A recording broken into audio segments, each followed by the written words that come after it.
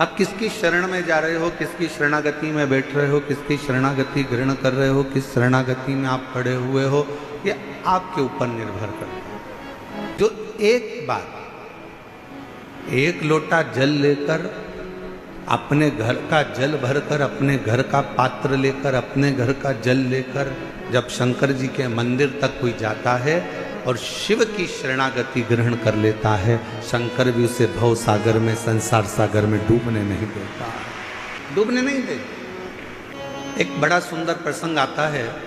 एक बार माता पार्वती जी भगवान शंकर के साथ में नंदी पर बैठकर भ्रमण करने के लिए निकलती हैं। आज माता पार्वती जी की चित्तवृत्ति में थोड़ा सा मन में उमंग उत्पन्न हो गया तो कुछ गुनगुना रही थी। अब पार्वती जी के मन में थोड़ा सा कुछ आनंद की अनुभूति हुई होगी और माँ जगतजननी जगदम्बा माता पार्वती थोड़ा थोड़ा गुनगुनाते हुए शिव जी के साथ नंदी पर बैठकर जा रही। कितना सुंदर भाव कहा गया कि एक पत्नी का पति के प्रति और पति का पत्नी के प्रति एक कर्तव्य सबसे बड़ा ये है कि कभी भी अपनी पत्नी को कहीं लेकर जाओ या पत्नी अपने पति के साथ कहीं पर जाए तो दोनों का तालमेल ऐसा होना चाहिए कि दोनों के चेहरे पर एक स्माइल, एक प्रसन्नता, एक आनंदता दोनों के मुख पर होना चाहिए। थोड़ा सा भाव प्रसन्नता का सम्मुख में प्रकट। शिव महापुराण भी यही कहती है, थोड़ा सा भक्ति का बल ऊंचा करिए तो आप शंकर जी की कृपा से आपकी मंजिल तक पहुंचने में देरी नहीं। पार्वती जी और शिव जी दोनों नंदी पर बैठे हैं। पार्वती जी गुनगुनाती हुई आगे बढ़ रही हैं, हृदय में ये उमंगता होना चाहिए। और पार्वती जी गुनगुनाती हुई जा रही थी। आज माँ पार्वती जी ने देखा कि पूरा वीरान पड़ा हुआ है और एकांत तो कोई स्थल मिल गया। पार्वती जी ने शिव जी के हाथ जोड़े और शंकर जी को प्रणाम कर कर पार्वती जी ने उस स्थान पर रोक दिया। बाबा थोड़ा नंदी को कहो ना रुकेगा, थोड़ा नंदी को बोलिए रुक जाए। नंदी को रोका, नंदी रुका। बाबा नंदी पे से नीचे उतरे। एक बट वृक्ष की छांव है, बड़का पेड़, उस बट वृक्ष की छांव में मेरे भगवान शंकर नंदी से उतर कर बैठ गए। माँ जगतजननी जगदम्बा उनके चरणों में जाकर बैठ गई। मेरी पार्वती माँ उनके चरणों में। चारों तरफ वीरान एकांत स्थल, शिवजी बट वृक्ष की छांव में बैठे थे और पार्वती जी ने भगवान शंकर को देखकर शिवजी का एक नाम यहाँ रख दिया। शंकर भगवान से कहा, आज आप एकांत में बैठे हो इसलिए आपका नाम एकांतेश्वर महादेव होगा। आप एकांत में बैठे। और हमने पहले भी कथा में कहा, शिव महापुराण की कथा पहले भी वर्णन करी है, कहीं मौका मिल जाए, कोई जंगल से आप निकल रहे हो, कोई राह से आप निकल रहे हो, कोई मार्ग से आप निकल रहे हो, अपने पास में पानी का बोतल रखा है, जल का पात्र रखा है और चलते चलते आप कोई एकांत स्थान से निकल कर जा रहे हो और आपको लगे कि कहीं पर एकांत में कोई शंकर जी का ओटला है, कोई शिव जी का स्थान है, कोई शंकर का शिवलिंग वहाँ पर रखा हुआ है, मन में आ जाए 2 मिनट के लिए गाड़ी रोककर, कोई जब नहीं हो, पूरा रास्ता जब सूना पड़ा हो, तब एकांत में अगर कोई शंकर का शिवलिंग मिल जाए तो अपने पास में जो जल रखा हो वो जल लेकर एक बार भगवान शंकर को एकांत में चढ़ाकर उससे अपने दिल की बात कर कर देखना। मेरा एकांतेश्वर महादेव आपके ऊपर कृपा जरूर करेगा। एकांतेश्वर महादेव करुणा जरूर, कृपा जरूर करेगा। शिव जी के चरणों में पार्वती माँ बैठ गई और कितना सुंदर भाव कहा। और फिर निवेदन करेंगे, कहीं एकांतेश्वर महादेव आपको दिख जाएं। आपने जल चढ़ाया, जल भी नहीं है, बेलपत्र जो शिव जी पे चढ़ी है उसी को उठाकर फिर चढ़ा दिया, वो भी नहीं है, तो एकांतेश्वर महादेव को देखकर अगर आप एकांत में 2 क्षण शिव जी के साक्षी में, शंकर भगवान के सम्मुख में अगर बैठ गए और अपने दिल की बात, श्री शिवाय नमस्तु, श्री शिवाय नमस्तु। श्री शिवाय नमस्तु, श्री शिवाय नमस्तु। एकांत में बैठकर अगर आपने भगवान शंकर के मूल मंत्र का जाप कर कर अगर अपने दिल की बात भगवान देवाधिदेव महादेव से अगर कह दी तो निश्चित है कि मेरा शिव आपके हृदय की बात को स्वीकार कर कर आपकी झोली खुशियों से जरूर भर देगा। एकांतेश्वर महादेव, कौन से महादेव? जम के बोलो जरा। एकांतेश्वर महादेव, जो एकांत में। तुम्हारी नानी स्वधा ने तुमको पार्थिव लिंग का पूजन करना होगा। पार्थिव लिंग, शंकर जी की पूजन में ज्यादा सामग्री की जरूरत भी नहीं है।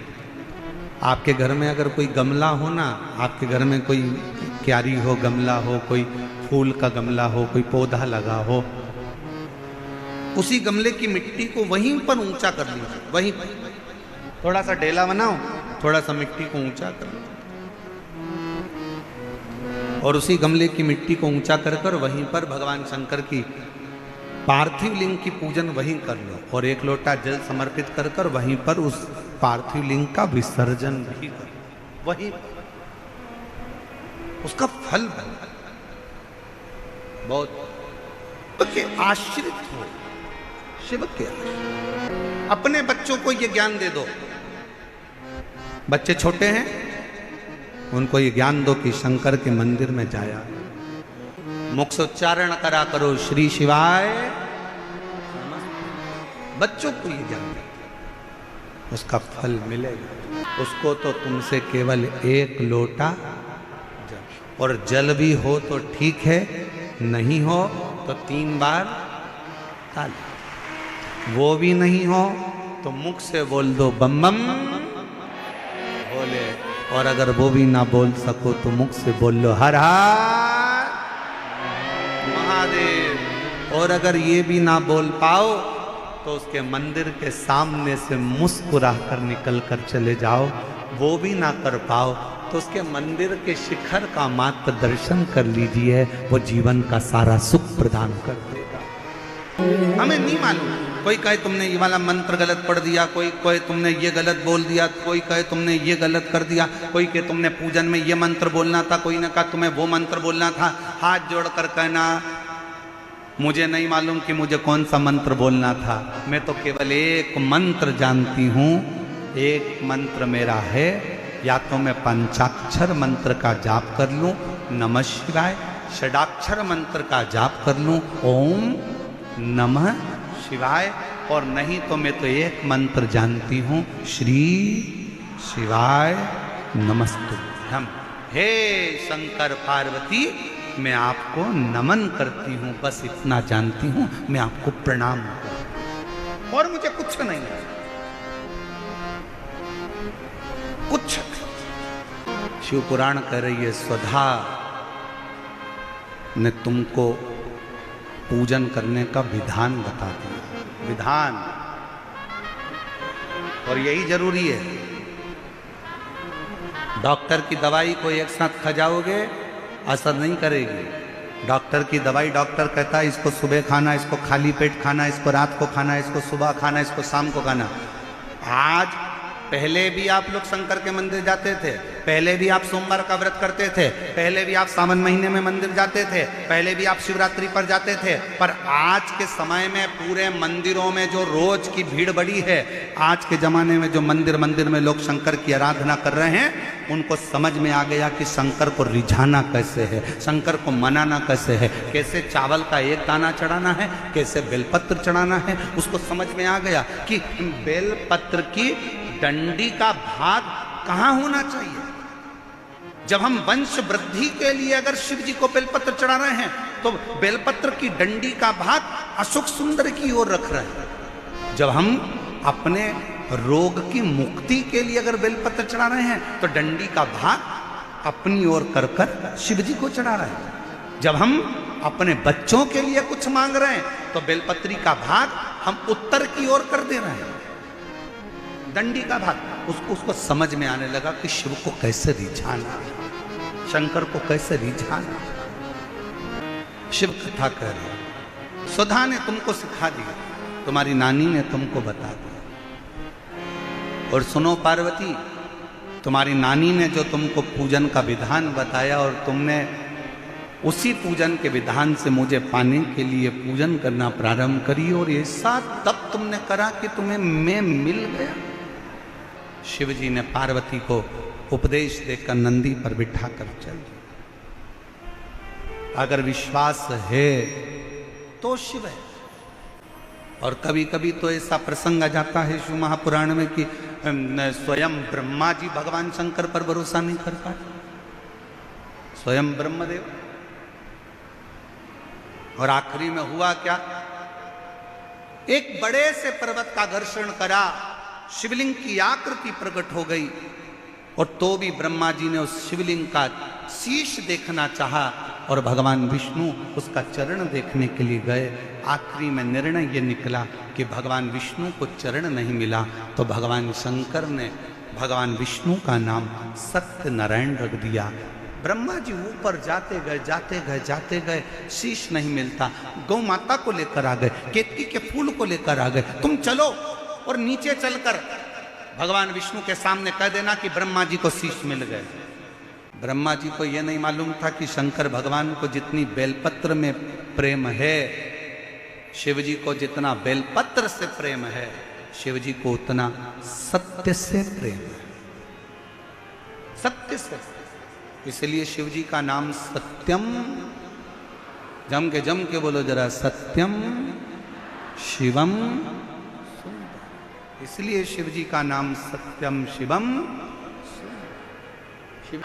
गौ माता ने झूठ बोला, शिव जी ने कहा गौ माता होकर झूठ बोलती हो, सारे देवताओं की परिक्रमा आगे से होगी, गौ माता तेरी परिक्रमा पीछे से होगी। गौ माता की परिक्रमा आज भी गाय की पूंछ से प्रारंभ होकर पूंछ पे विराम होती है। केतकी का फूल, तू झूठ बोला है, मैं तुझे श्राप देता हूं, सारे देवताओं पर पुष्प चढ़ेगा, पर यह केतकी का पुष्प कभी शंकर पर नहीं चढ़ेगा। अगर भूल से भी यह केतकी का पुष्प चढ़ गया तो गौ हत्या के दोष के बराबर दोष लगेगा। ब्रह्मा जी ने फिर झूठ बोला, फिर झूठ।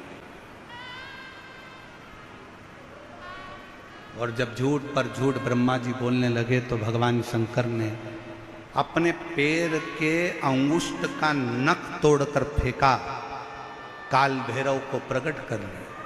काल भैरव से कहा मारो, इस ब्रह्मा का सिर काट दो, जिस ब्रह्मा के मुख से झूठ निकल रहा है उसको काट दिया जाए। ब्रह्मा जी का शीश काल भैरव ने अपने नख को तोड़कर फेंका और ब्रह्मदेव का शीश कट गया। कटे हुए शीश को देखकर भगवान विष्णु ने प्रार्थना करी कि इस कटे हुए शीश का कुछ करिए। ब्रह्मा जी का कटा हुआ सिर लोग नफरत करेंगे, आप कुछ कृपा करो, आप कुछ करुणा करो। भगवान शंकर ने कहा नारायण आप बोलो क्या करूं, इसको कुछ कर दीजिए। तब भगवान शंकर ने उस कटे हुए शीश को बट वृक्ष बना दिया, बड़ का पेड़। भगवान शंकर उसी बड़ के पेड़ के नीचे विराजमान हो गए। देवताओं ने शिव जी का नाम वटकेश्वर महादेव रख दिया।